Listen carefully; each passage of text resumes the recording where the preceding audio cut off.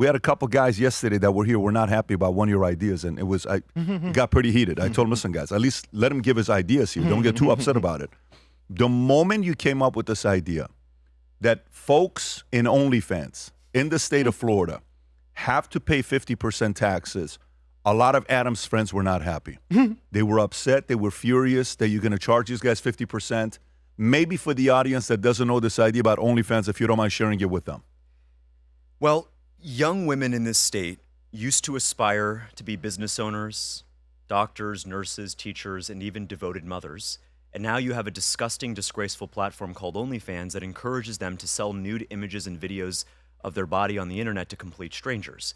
I want to be very clear, that is sinful. And so we are going to institute a 50% OnlyFans sin tax here in Florida.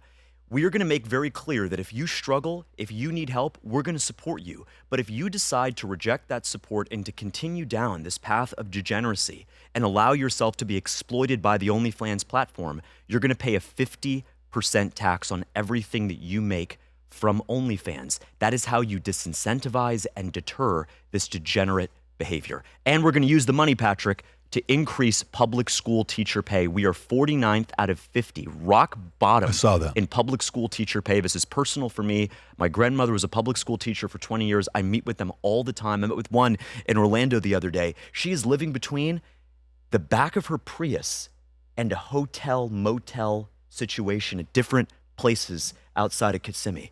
This is a public school teacher who teaches AP computer science, and she doesn't have the means to simply have a place to live. Now, look, I don't believe that housing is a human right, but I believe that you should be paid a dignified market wage so you can go out and remember, you're being rewarded for what you're doing in the school. Let's create a merit-based, performance-based, business-friendly way to pay our teachers, and this is one very smart way to fund it. And a supply on affordable housing and limit the number of units that can be Section 8s. Agreed. Which takes that supply away from that teacher who might otherwise find an apartment and a place to live. Rob, is this she's responding to him? Mm-hmm. Okay, go for it. Never in my whole life did I think that I would wake up and see a Florida politician trying to start beef with me for clout. So he's proposing a sin tax on bops where we would have to pay 50% to the state on top of the 37 I already paid to the government. And I would be more than happy to pay that if multi-billion-dollar corporations were also being properly taxed. But surprise, they're not. I never usually get into politics, but there are clearly better ways to raise funds from actual corrupt businesses in our country. I think that people also fail to realize that there are so many creators on this platform that do this job because they're struggling. So to tax them like that when they're literally doing it just to support their families is sad. I would much rather continue donating directly to people in need because we all really know where our tax By the way, she sounds like she may run for governor for Florida. I mean, she almost sounds like she's campaigning. What do you say about what she just said? Well, look, I think young, smart, capable women can have better things to do with their life than bending over backwards and taking nude images of themselves and selling them for hundreds of dollars. Sophie Rain makes $90 million a year. My message to Sophie Rain is quit OnlyFans or you owe the state of Florida $42 million and we're going to use it to pay our public school teachers more. It's that simple. As President Reagan said, now is a time for choosing. Sophie, quit OnlyFans or pay your taxes. She would be moving to Nevada or Tennessee tomorrow. Good. We don't want her here then. We don't want her here. What does she bring to this state? And this idea, well, people are going to move. Well, if women who are going to engage in that degenerate behavior, who are going to sell nude images and draw men to lust, they're going to lead to the corruption of our youth, then why on earth would we want her here? Well, I mean, that's the case. That's the case you're making, Tom. You want to say something about it? Yes, and by the way, before people say, I'm not your defender and I'm not your PR flack, but I will say this. Before people say that this idea is terrible and unprecedented, New York has a tax on a pack of cigarettes. You know what it is?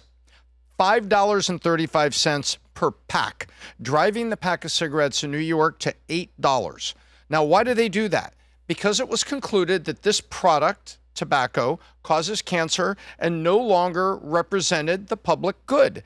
And so an excessive tax was placed on a product that people said, you know what, we don't need this product. So before someone says that this is unprecedented, look at what it costs to be a smoker in New York City. You pay $5.35, not 7%, $5 a pack. So this is not unprecedented for the United States to find a product that people think, you know what, There should be an excessive tax on this because this is not a particularly good product. That's right. And the idea is, if you raise the price on something, what are you doing, Pat? You are decreasing the demand. Look, it's going to be very difficult to actually outright ban this sort of pornographic content, as much as I'd like to do it, because you would run afoul of the First Amendment and the way the Supreme Court currently views it. But what we can do is we can use our tax system to incentivize the good behavior, the moral behavior, the righteous behavior, like getting married, buying a home, having kids, and retiring with dignity, and disincentivize the moral repugnancy, the absolute filth that OnlyFans represents.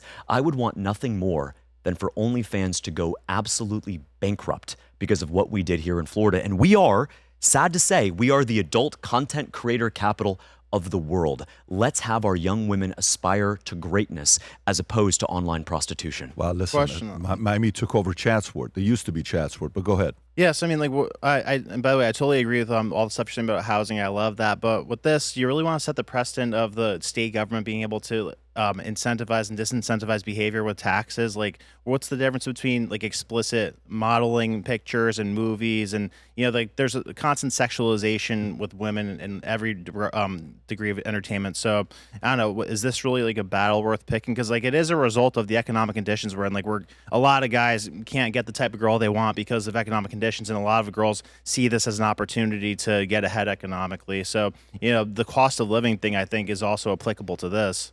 Well, of course it is. And for the very few women who are genuinely on that platform because they can't afford rent, because they can't afford groceries, just know that I'm going to be a governor who's going to help you do that. I'm going to help you get a great paying job. I'm going to help lower costs for you. Not bring inflation down, Pat, but actually lower costs. But guess what? Economic struggle is never an excuse to participate in moral repugnancy. If you can't pay your bills, you can't auction your kids off. If you can't pay your rent, you can't sell your kidney to your neighbor. At some point, we have to draw the line, and I draw that line at pornographic nude content. I do not want our young women to be exploited. I am running for Florida governor to protect young women, to help them get great paying jobs, to find a loving husband, to raise kids, and when it's all said and done, to retire.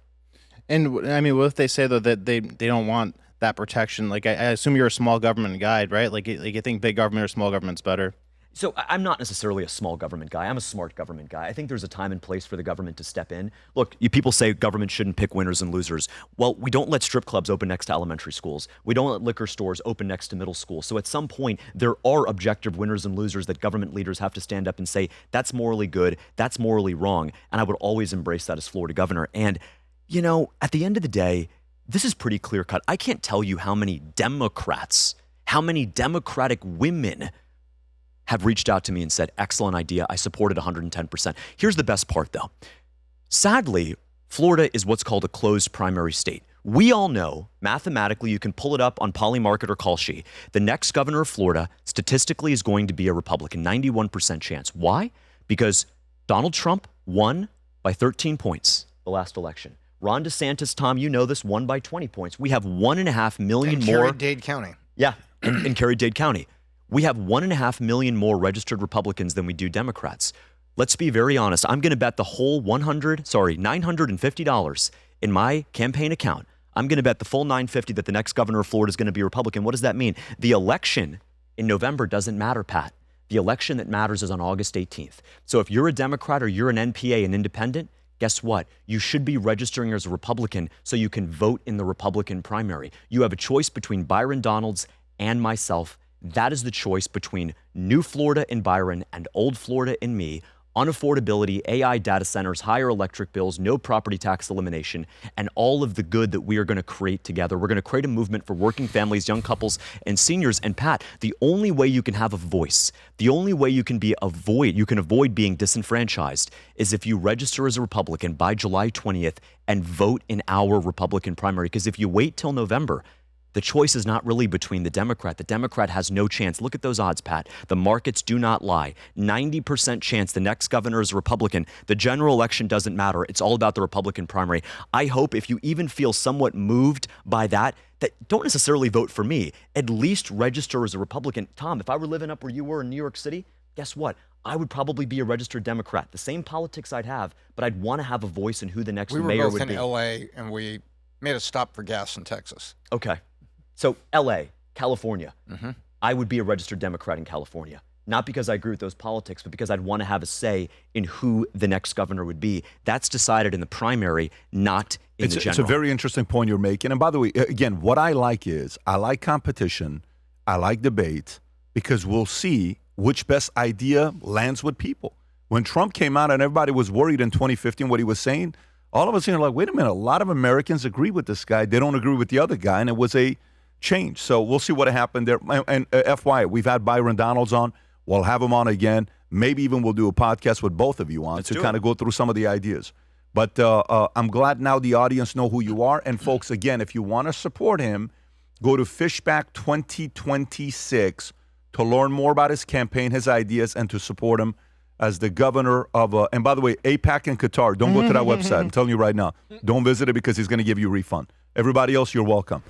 When we set out to create a shoe that blends comfort, function, and luxury, we had the choice to make it fast. We had the choice to make it cheap. We chose neither. Instead, we chose Tuscany, Italy. We chose true Italian craftsmanship, each pair touched by 50 skilled hands.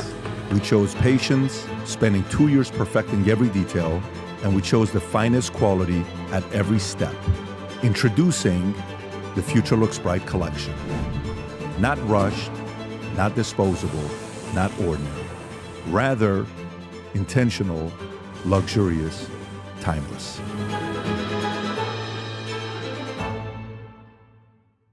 If you enjoyed this video, you want to watch more videos like this, click here. And if you want to watch the entire podcast, click here.